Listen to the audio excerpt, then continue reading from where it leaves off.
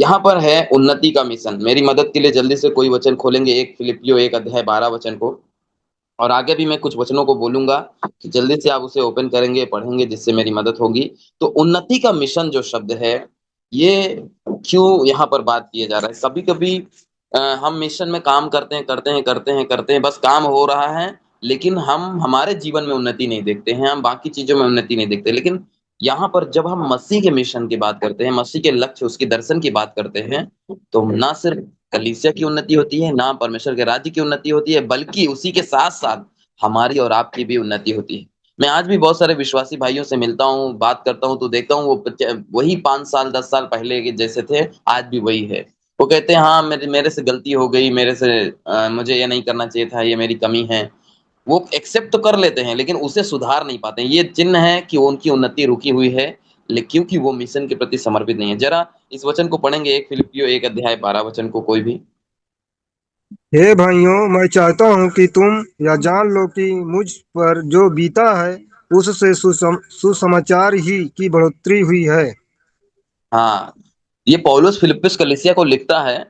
वो पौलुस जो शताव और बहुत सारी विपत्ति से गुजरा, पौलुस ने अपना पूरा जीवन न्यौछावर कर दिया मसीह और परमेश्वर के राज्य के लिए, कलीसिया के लिए। उसने अपना जीवन पूरी तरह से समर्पित कर दिया, और जो कुछ भी हुआ उसके, वो कह रहा है मुझ पर जो भी कुछ बीता है उससे सुसमाचार की बढ़ोतरी हुई है, उन्नति हुई है। मेरे प्रियो, सुसमाचार की उन्नति बहुत ही जरूरी है। सुसमाचार की बढ़ोतरी बहुत जरूरी है। अगर आज वो पौलुस कह रहा है कि सुसमाचार की उन्नति हुई है, तो उसे, उसका फल हम और आप हैं। उसी के वजह से आज हम यहाँ और आप हैं। और जब हम यहाँ पर हैं, तो हमें ये नहीं भूलना चाहिए कि प्रभु, जो प्रभु में जो हमारे अगुए थे, जिनके द्वारा आज हमें प्रभु का राज्य मिला, सुसमाचार मिला, आकार मिला, शिक्षा मिली, उनका बड़ा योगदान था। उन्होंने बहुत कुछ सहा है हमारे लिए, और ये बात बहुत ही मायने रखती है ना? तो उन्नति का मिशन जो जीवन की नदी कलीसिया के लिए यहाँ पर एक बड़ा कदम के रूप में शुरू होने जा रहा है, और हम बहुत साल से इस पे काम कर रहे हैं, लेकिन अब एक नया कदम पे बात होने जा रहा है। जरा हम अपने पुस्तक में खोलेंगे, प्रेरितों के काम अध्याय 16 6 से 10 वचन। प्रेरितों के काम 16 अध्याय 6 वचन से 10 वचन, जहां पर लिखा है, वे फ्रुगिया और गलातिया प्रदेश में से होकर गए, क्योंकि पवित्र आत्मा ने उन्हें आसिया में वचन सुनाने से मना किया। ध्यान से सुनिएगा। और उन्होंने मूसिया के निकट पहुंचकर बितूनिया में जाना चाहा, परंतु यीशु की आत्मा ने उन्हें जाने ना दिया। अतः वे मूसिया से होकर त्रोआस में आए। वहां पौलुस ने रात को एक दर्शन देखा कि एक मकीदूनी पुरुष खड़ा हुआ, उनसे विनती कर रहा है, पार उतर कर मकी दुनिया में आ और हमारी सहायता कर। उसके यह दर्शन देखते ही हमने तुरंत मकी दुनिया जाना चाहा, यह समझकर कि परमेश्वर ने हमें उन्हें सुसमाचार सुनाने के लिए बुलाया है। अब देखिए, ये घटना है, पौलुस 3 बार पूरे एशिया में, पूरे आधा पृथ्वी पर, आधा धरती पे सुसमाचार का प्रचार किया 3 बार उन दिनों में। वही का असर आज हमारे और आप तक सुसमाचार है ना? तो अभी पौलुस यात्रा ही करके आया ही था कि पवित्र आत्मा ने उसे वहां जाने से रोका जहां वो सोच रहा था। अब वो क्या सोच रहा था? पौलुस से सोच रहा था कि पहले वाले यात्रा में जहां जहां मैं गया था, कलीसिया शुरू किया हूँ, जहां जहां मैंने कलीसिया बोया है, जाकर उन शहरों में जाऊं, उन कलीसियाओं को मजबूत बनाऊं, है ना, उन्हें फिर से स्टेब्लिश करूं, उनमें टीम में क्या हो रहा है, उनके अगुए क्या कर रहे हैं, वहां लोग कैसे बढ़ रहे हैं, वो सब ये सोच रहा है। लेकिन उसे एक दर्शन मिलता है एशिया के एक ऊंचे पर्वत पे, कि अब उसे मकी दुनिया जाना है। मकी दुनिया एक जगह है जहां पर कोई नहीं गया है, जहां पर कोई नहीं जानता है प्रभु के बारे में, और वो एक जगह है। पौलुस हमेशा सुसमाचार की बढ़ोतरी चाहता था। वो उन कलीसियाओं को मजबूत करना चाहता था जिसे उसने बोया था, लेकिन आत्मा की अगुवाई उसे बढ़ोतरी के लिए तैयार कर रहा है। देखिए मेरे प्रिय भाई बहन, 2 तरह के समय होते हैं, मौसम होते हैं। एक, जब हमें कुछ अपने आप को मजबूत करने की जरूरत होती है, और एक होता है कि हम नए चीजों को पनपने देते हैं। जैसे कि एक पेड़ जो होता है, वो बढ़ता है, और हम उसमें उसे, उसकी मजबूती के लिए, उसकी उसकी स्वास्थ्य के लिए उसमें खाद पांच दवाई कीटनाशक डालते रहते हैं। वो उसकी मजबूती की बात है। लेकिन वही पेड़ अपने जड़ों में से एक नए पोपल खोल देता है, नए कनखे लेते हैं, नए पौधे उगते हैं, उसके बीज से उगते हैं, उसके उसके कनखे से उगते हैं, उसके डालियां से उगती हैं। नए पौधे का शुरुआत भी होना बहुत जरूरी है। और यहाँ पर पवित्र आत्मा वही कह रहा है कि देखो, तुम अपने आप को मजबूत करने की सोच रहे हो, तुम बहुत कलीसियाओं को मजबूत कर रहे हो, सही बात है, अच्छी बात है, करना है, लेकिन ये समय है नई कलीसियाओं को बोने का। ये समय है मक्की दुनिया में जाने का। ये समय है उन जगहों सुसमाचार देने के लिए जहां अभी तक कोई नहीं गया है। ये समय है। अभी क्या माहौल है, ये हमें उस हिसाब से समझना है।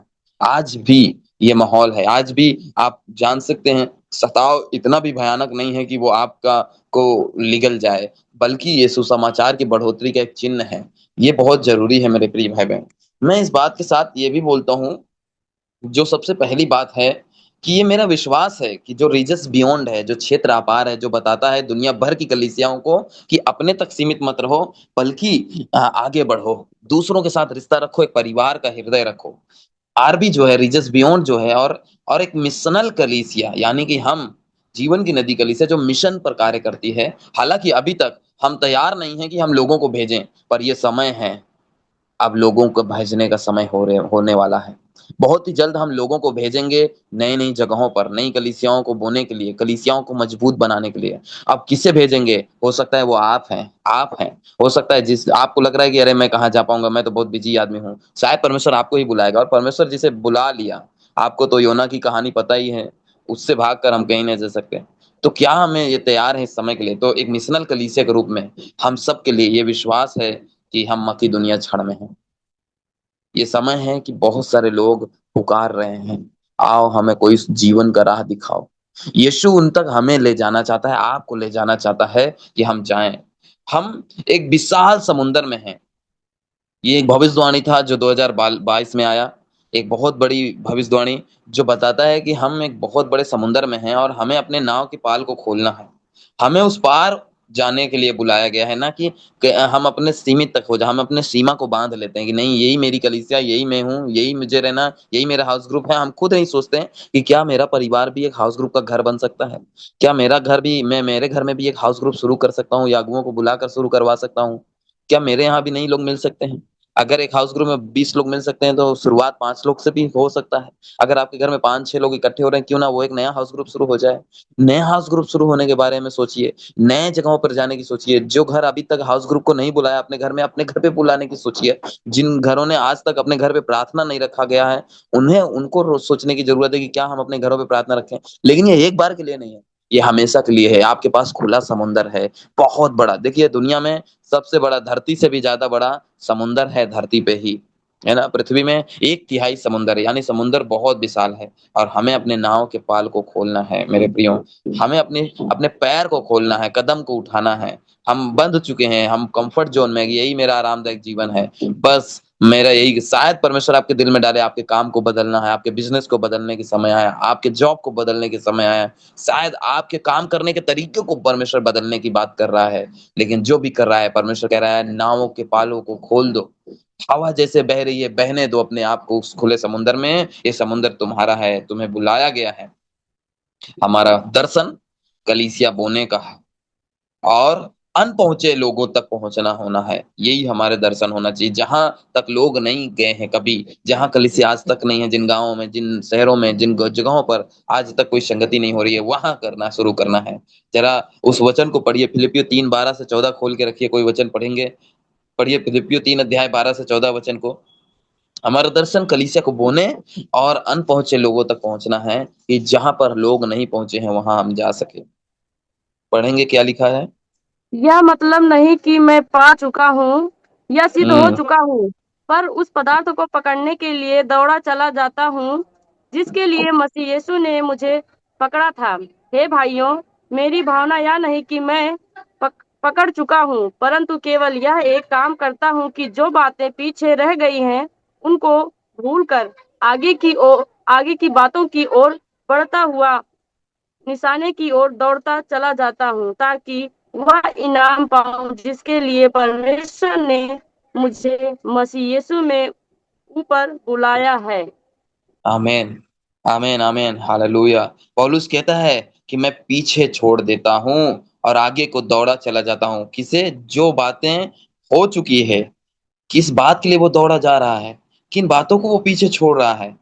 वो दौड़ रहा है एक सम्मोहक दर्शन के लिए, एक ऐसा दर्शन जो हमें मोह लेता है, एक ऐसा दर्शन जो हमें एक लक्ष्य देता है, एक ऐसा दर्शन जो हमें जीने के लिए बुलाता है, उदाहरण बनने के लिए बुलाता है, जहाँ हम अपने बच्चों के लिए उदाहरण बनते हैं, जहाँ हम अपने बच्चों को भी उदाहरण बनाते हैं, जहाँ हम खुद एक ऐसा परिवार घराना बनते हैं जो मसीह का घर कहलाए, प्रार्थना का घर कहलाए, और वो बस पीछे छोड़ देता है उन बातों को जो उन्हें रोकती है, जो उन्हें पकड़ लेती है, जकड़ लेती है। मेरे प्रियो, बीती बातें भूल कर, यशायाह 43 में इस साल का पहला भविष्यवाणी आया इस कलीसिया में कि परमेश्वर कह रहा है, देखो मैं सब बातें नया कर दे रहा हूँ, बीती बातें भुला दो। कह रहा है फिर पुरानी बातों को स्मरण मत करो। क्या है, किन बातों में तुम उलझे हुए हो, कहाँ तुम फंसे हुए हो? भूल जाओ, कदम उठाओ, आगे बढ़ो, दौड़ो। परमेश्वर ने तुम्हें एक निशाना दिया है, एक लक्ष्य दिया है, एक मिशन दिया है। परमेश्वर कह रहा है ये मक्खी दुनिया छड़ है। बहुत सारे गांव मक्खी दुनिया के जैसे हैं जो बुला रहे हैं, आओ मेरे पास, हमें सुसमाचार दो। बहुत सारे लोग, परिवार आशा खो चुके हैं, नाश हो रहे हैं, वो बता रहे हैं, वो कह रहे हैं कि आओ हमें बचा लो, और हमारे और आपके पास जीवन है, हम जीवन की नदी है कलीसिया, और हमें उन अपनी धारा को उन तक मोड़ना है, हमें कदम उठाना है उन तक, उन अनपहुंचे हुए लोगों तक, और हमें ये करना ही है। परमेश्वर कह रहा है ये समय है, हमें इस क्षण को, इस दौर को, इस समय को, कि हम अपने आप को मजबूत करने के साथ साथ नए पौधों को उगने दें, नए जगहों पर पनपने दें, नए जीवन को पनपने दें, नए संगतियां शुरू हो जाएं, नई कलीसियाएं शुरू हो जाएं। हो सकता है वो आपका हाउस ग्रुप नई कलीसिया का रूप ले ले, हो सकता है आपका परिवार, आपका रिश्तेदार कहीं दूर बैठा है, उसे सुसमाचार की जरूरत है, एक दिन वहां कलीसिया शुरू हो जाए, वहां हाउस ग्रुप चलने लगे।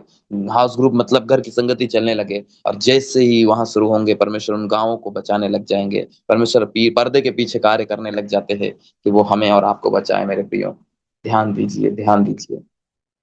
दूसरी बातों पे जब हम बात करते हैं कि स्थिर रहने की आत्मा नहीं, बल्कि एक लगातार मिशन पर रहने की आत्मा जो बढ़ती है, समझौता नहीं करती है। मेरे प्रियो, ध्यान दीजिए, स्थिर रहने की आत्मा नहीं, बल्कि एक लगातार मिशन पर रहने की आत्मा जो बढ़ती है, समझौता नहीं करती, है ना? और परमेश्वर कह रहा है कि देख मैं सब नया करने जा रहा हूँ। ये जो नया शब्द है, जो शब्द यहाँ पर इस्तेमाल किया गया, नया करने जा रहा हूँ, नया का मतलब नया दर्शन, मिशन को वो दिखा रहा है कि देखो मैं तुम्हें एक नया दर्शन दे रहा हूँ, तुम अपने लिए जी रहे हो, अब तुम मेरे लिए जियो। अगर तुम मेरे लिए जियोगे तो मैं तुम्हारा जीवन धन्य कर दूंगा, मैं तुम्हारे जीवन की हर लड़ाई लड़ूंगा, मैं तुम्हारे जीवन की हर एक जरूरतें पूरी करूंगा। वचन कहता है कि पहले तुम परमेश्वर के राज्य की खोज करो, फिर बाकी चीजें मेरे ऊपर छोड़ दो। यदि पौलुस समझौता करता है, देखिए जब समझौता करने की बात आती है, स्थिर रहने की बात आती है, यहाँ पर दो चित्र देखिए। एक तालाब है, गोला गोला से बना हुआ, जिसके चारों तरफ घास है, वो एक तालाब है। आपको मालूम है तालाब का पानी में बहुत लहर उठता है क्या? नहीं, आप जानते हैं, है ना? तालाब जो है, तालाब का पानी जो है स्थिर रहता है, स्थिर रहता है, वो रुका हुआ रहता है पानी, चारों तरफ से उसमें पानी आते हैं, रुक जाते हैं, है ना? प्रभु ने हमें तालाब का पानी नहीं बनाया है। मेरे प्रियो, अपने पड़ोसी से कहिए, प्रभु ने हमें तालाब नहीं बनाया है, तालाब का पानी नहीं बनाया है कि हम अपने जगह पर रहें, अपने जीवन में व्यस्त रहें, है ना? परंतु उसने हमें नदी बनाया है, नदी, नदी का पानी। अपने पड़ोसी से कहिए, प्रभु ने हमें नदी के पानी बनाया है, नदी बनाया है। देखिए तालाब का पानी रुका हुआ रहता है, उसमें न जाने कितने कीड़े पनप उठते हैं, उसमें कचड़े और गंदगी और बास आने लगते हैं, वो पानी सड़ जाते हैं, उसमें सड़ाहट आने लगती है। जब हम अपने जीवन में व्यस्त हो जाते हैं और वही कहते हैं कि यही अब मेरी जिंदगी, हमें इससे आगे नहीं बढ़ना है, तो हम तालाब का पानी बन जाते हैं। हमारे जीवन में हम समझौता कर बैठते हैं कि अब यही है हमारा जिंदगी, इसी में खाना है, इसी में कमाना है, आगे नहीं बढ़ना है। शायद क्योंकि आगे बढ़ेंगे तो शायद हमें अपना काम छोड़ना पड़े, शायद हमें अपना तरीका बदलना पड़े, शायद हमें थोड़ा सा और धूप और गर्मी बर्दाश्त करना पड़े, लेकिन हम इसके लिए तैयार नहीं हैं। हम वही रुके रहेंगे, हम वही रहेंगे, और यही कहते कहते हमारे अंदर एक सड़ाहट पैदा हो जाती है, जहां से हम नया जीवन नहीं पनप पाते हैं। लेकिन प्रियो, अगर आप नदी को ध्यान से देखिए, नदी बहती रहती, बहती रहती, आप उसे एक तरफ से रोकेंगे, वो दूसरे तरफ से बहने लगेगी। वो बहती, इतना उसका सामर्थ्य होता है कि वो मिट्टी तक को काट लेती है और अपना रास्ता बना लेती है। ये हमें बनना है, हमें नदी बनना है जो रास्ता खुद बनाए। हमें समझौता नहीं करना है अपने परिस्थिति से, अपने हालातों से। कई बार हमें लगता है कि ये मेरा हालात है, 1-2 साल हम कैसे करके चला लेंगे, हम रुक जाएँगे, और 1-2 साल करके रुकने के चक्कर में शैतान हमें ऐसे चीज़ों में उलझा देता है कि हम सालों-साल वहीं तक रह जाते हैं, हम वहीं स्थिर रह जाते हैं, हम आगे नहीं बढ़ पाते हैं। शायद परमेश्वर आज आपसे बातें कर रहा है, आपकी प्रार्थनाओं का उत्तर दे रहा है, आपके आपके आपके मन के अनुसार वो नहीं हो सकता है, लेकिन प्रभु के अनुसार है। प्रभु कह रहा है उठो और आगे बढ़ो। सोचिए, अगर पौलुस समझौता कर लेता और अपने जड़ को पकड़ कर रखता, वो कभी भी मकिदुनिया ने या नई जगहों को नहीं पा सकता था। परमेश्वर की आत्मा ने कहा कि मकिदुनिया का जाओ, है ना?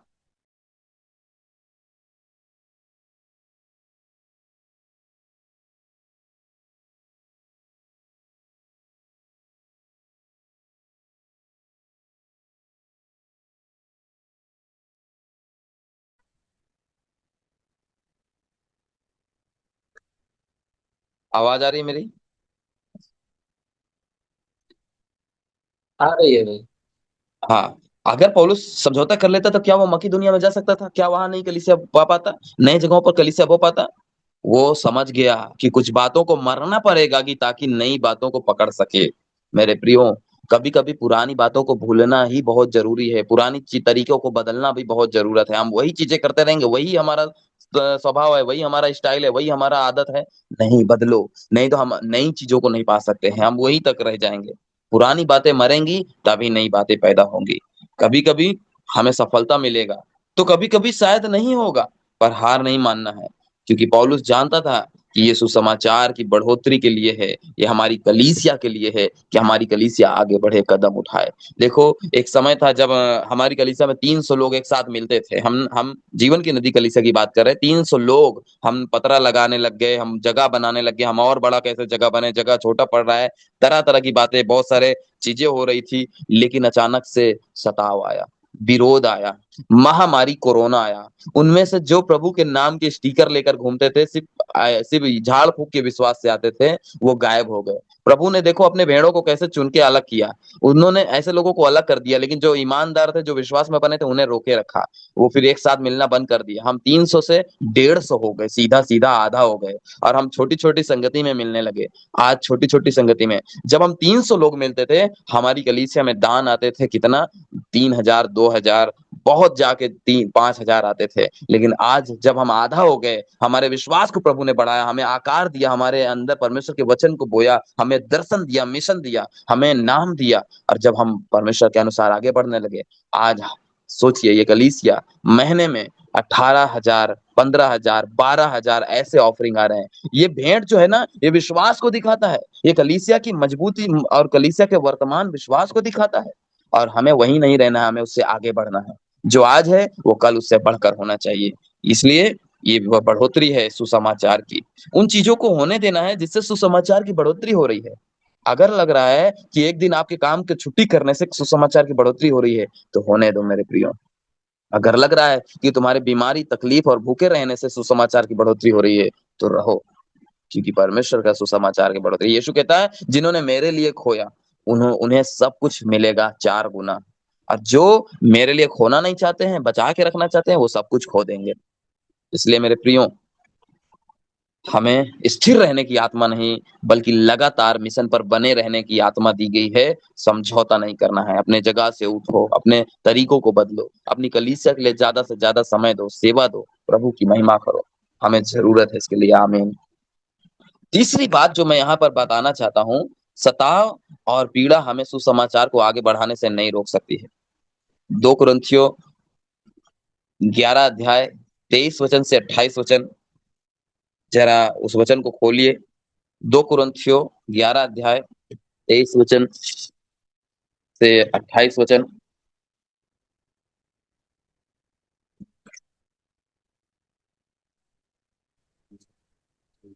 2 कुरिन्थियों 11 अध्याय 23 वचन से 28 वचन, जहां पर पौलुस कहता है जरा ध्यान से सुनिए। क्या वे ही मसीह के सेवक हैं? मैं पागल के समान कहता हूँ, मैं उनसे बढ़कर हूँ। अधिक परिश्रम करने में, बार बार कैद होने में, कोड़े खाने में, बार बार मृत्यु के जोखिमों में। 5 बार मैंने यहूदियों के हाथ से 39 कोड़े खाए। 3 बार मैंने बेते खाई। 1 बार मुझ पर पथराव किया गया। 3 बार जहाज जिन पर मैं चढ़ा था टूट गए। एक रात दिन मैं समुद्र में काटा, टापू में बैठकर। मैं बार बार यात्राओं में, नदियों में, जोखिमों में, डाकुओं के जोखिम में, अपने जाति वालों से जोखिमों में, अन्य जातियों से जोखिमों में, नगरों के जोखिमों में, जंगल के जोखिमों में, समुद्र के जोखिमों में, झूठे भाइयों के बीच जोखिमों में रहा।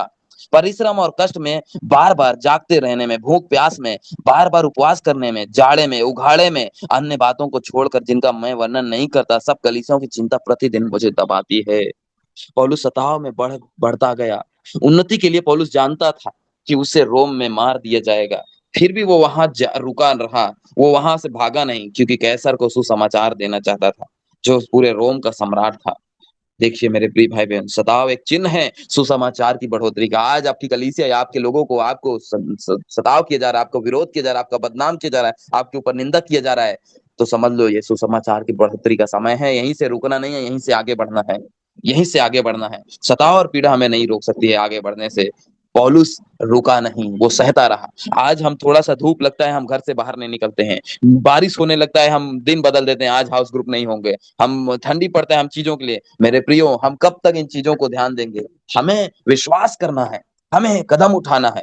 आज हमारे कदम ही बताएंगे कि हम कितना विश्वास करते हैं, हम कितना पानी में हैं। हमें इन चीजों को देखना है। कितना बार हम ये सोचते हैं कि शायद आज मुझे खाना नहीं मिलेगा, पेट भर के निकलूं घर से। खाने के चक्कर में लोग भूखे मर रहे हैं और शायद वो जीवन में मर ही जाएंगे। न्याय के दिन वो खड़े हो जाएंगे। ये भाई है, मेरे पड़ोस में गांव में रहता था, ये मुझे आकर सुसमाचार नहीं दिया। ये जानता था प्रभु आपके बारे में, लेकिन मैं क्या करूं, इसलिए आज मैं नर्क में तड़प रहा हूं। प्रभु तो उसे कुछ नहीं कहेगा, लेकिन वो आपसे पूछेगा, क्या तुम अपने बारे में ही सोच रहे थे? तुम्हें जीवन मिल जाए बस यही स्वार्थ है? तुम्हें चंगाई मिल जाए बस यही स्वार्थ है? नहीं मेरे प्रियो, प्रभु ने हमें तालाब का पानी नहीं, नदी का पानी बनाया है, जो बहुतेरों के प्यास को बुझाएंगे। आमीन। सताव और पीड़ा हमें रोक नहीं सकती। सताव जो लोग देते हैं, पीड़ा जो हम उठाते हैं। कई बार आप भूखे होंगे, कई बार आप बीमार होंगे, कई बार आप दर्द में होंगे, बहुत मुश्किल होते हैं। अनुग्रह, हमारा बेटा जो प्रभु ने दिया, वो जब पेट में था, मैं और सुरभि, हम दोनों पति पत्नी प्रभु की सेवा के लिए रुके नहीं। 8 महीने तक वो गर्भ में था, हम लोग सफर करते रहे। गर्मी था, बरसात था, संघर्ष लिए, हम रुके नहीं, हम कदम उठाते गए। मेरे प्रियो, आज उसका असर आप लोग हैं। मैं देखा कि आप विश्वास में बढ़ रहे हैं, आप भेंट के कामों में बढ़ रहे हैं, आप लोगों से प्यार करने में बढ़ रहे हैं, आप एक दूसरे के लिए प्रार्थना करने में बढ़ रहे हैं। हमें दर्द और पीड़ा कोई फर्क नहीं पड़ता है। हमारा टीम, हमारा जो ग्रुप है, हमारा अगुवाई का जो टीम है, वो उन्होंने परिश्रम किया। वो जहां भी जाना था वो गए। दिन रात हो या कई भी मौसम में, वो लगातार करते गए, वो बढ़ते गए। मैं ये अकेला नहीं कर सकता था, ना कोई भी। हमें टीम की जरूरत है, और आज हमें जरूरत है कि हमारे टीम में बढ़ोतरी हो। हमें और लोग चाहिए। क्या आप होंगे? क्या आप आएंगे? क्या आप उन मजबूती को, उस बुनियाद को पकड़ पाएंगे, उस बुलाहट को पकड़ पाएंगे? क्या आप कह सकते हैं कि मुझे पीड़ा और सताव रोक नहीं सकती है? शायद आपका शरीर किसी काम में कमजोर है। आप गर्मी नहीं सह सकते, आप ठंडी नहीं सह सकते, आप बारिश नहीं सह सकते, लेकिन प्रभु के लिए जब आप कदम उठाएंगे, प्रभु आपकी कमजोरी को ताकत में बदल देगा। वचन कहता है, यही पौलुस कह रहा है कि जो मेरी कमजोरी है वो मसीह में ताकत बन जाती है। मेरे प्रियो, सताव और पीड़ा हमें सुसमाचार में आगे बढ़ने से रोक नहीं सकती है। चौथी बात जो मैं यहाँ बताना चाहता हूँ, पौलुस ने अपनी मूल बुलाहट की खोज की। हमें भी खोज करने की जरूरत है कि हमारा मूल बुलाहट क्या है। हमें लगता है सेवकाई तो पार्ट टाइम है, हम सप्ताह में 1 दिन सेवा के लिए दे देंगे, बहुत है ना। हम 2 दिन सेवा के लिए दे देंगे, बहुत है। हम बस थोड़ा सा समय दे दिए सेवा के लिए, बहुत है। क्या ये सही है? क्या ये मूल बुलाहट है? मूल बुलाहट वो होती है जहां आप अपना सब कुछ सेवा के लिए दे देते हैं, आप कलीसिया के लिए दे देते हैं। आप कहेंगे, मैं तो एक बिजी आदमी हूँ, घर चलाने वाला व्यक्ति आदमी हूँ, मेरे बच्चे हैं, मेरे जानवर है, मेरे खेत है, मेरा बिजनेस है, मेरी कंपनी है, तरह तरह की बातें होंगी आपके पास। लेकिन मेरे प्रियो, आज आपको खोज करने की जरूरत है। आपकी मूल बुलाहट, जो जड़ पकड़ने वाली बुलाहट है, वो क्या? वो लगातार आगे बढ़ता रहा सुसमाचार की बढ़ोतरी के लिए। जब हमें आत्मा की गति दिखे, जब हमें लगे कि ये समय है कि हम और सुसमाचार दें, हमें और लोगों तक जाने की जरूरत है, लोग आगे नहीं आ रहे हैं, हमें बढ़ना है, तो रुकना नहीं है, आगे बढ़ते जाइए। सुसमाचार की बढ़ोतरी हो इसलिए बढ़ते जाइए। हम ऐसे समय में हैं जहां कभी भी कुछ भी हो सकता है। सच है, आज कुछ भी हो रहा है। उड़ते उड़ते आसमान से हवाई जहाज नीचे गिर रहा है। अचानक से मौसम बदल जा रहे हैं। जब बारिश नहीं होना चाहिए तो बारिश हो रहा है, बर्फ गिर रहा है। जहां पर धूप चाहिए वहां धूप ही नहीं है। कितनी कुछ बदल रहे हैं दुनिया में। जो चीजें जिन समय पे होना चाहिए वो बेसमय पे हो रहे हैं। अनिश्चितता का समय है, कुछ भी हो सकता है। हम ऐसे समय में हैं, तो ऐसे समय में अगुओं के द्वारा आकार पाने और अपनी बुलाहट में एक नया कदम उठाने होंगे हमें।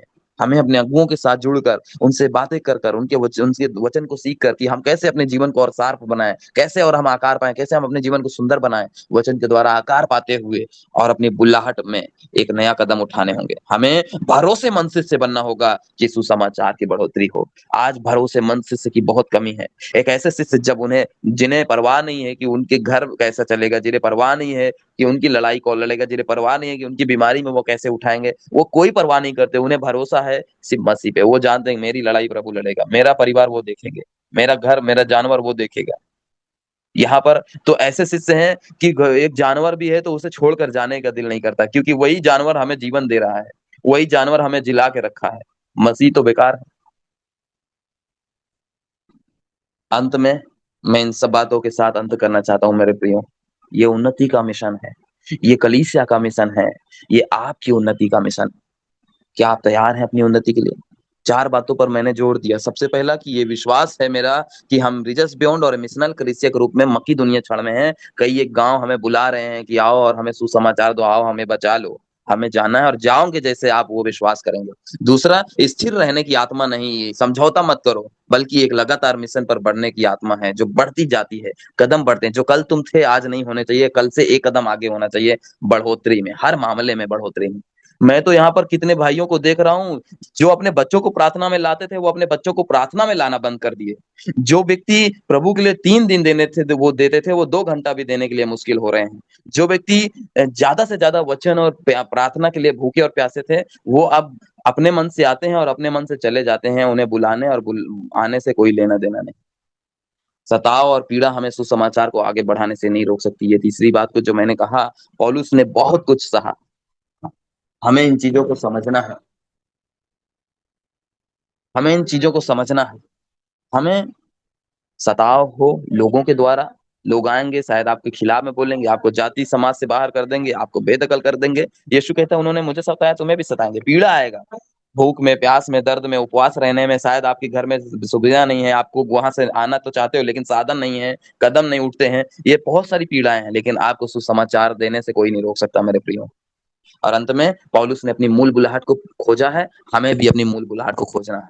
अगर हम ये नहीं कर पाएंगे, हम वहीं रह जाएंगे। जब सुसमाचार की बढ़ोतरी है होती है तो कलीसिया बढ़ती है, और जब कलीसिया बढ़ती है तो उसमें हर एक व्यक्ति की बढ़ोतरी होती है, मेरी भी और आपकी भी। परमेश्वर हमें बड़ी चीजों के लिए बुला रहा है। ये समय है कदम उठाने की, ये समय है अपने जीवन में नई बातों को होने देने की, समय है यीशु और इस कलीसिया के से आकार पाने और अगुओं के साथ आगे बढ़ने का। आइए कदम मिशन की उन्नति के लिए बढ़ाएं, अपने जीवन के हर एक हिस्से से उस उन्नति के लिए कदम उठाएं। परमेश्वर आप सबको आशीष दे। God bless you.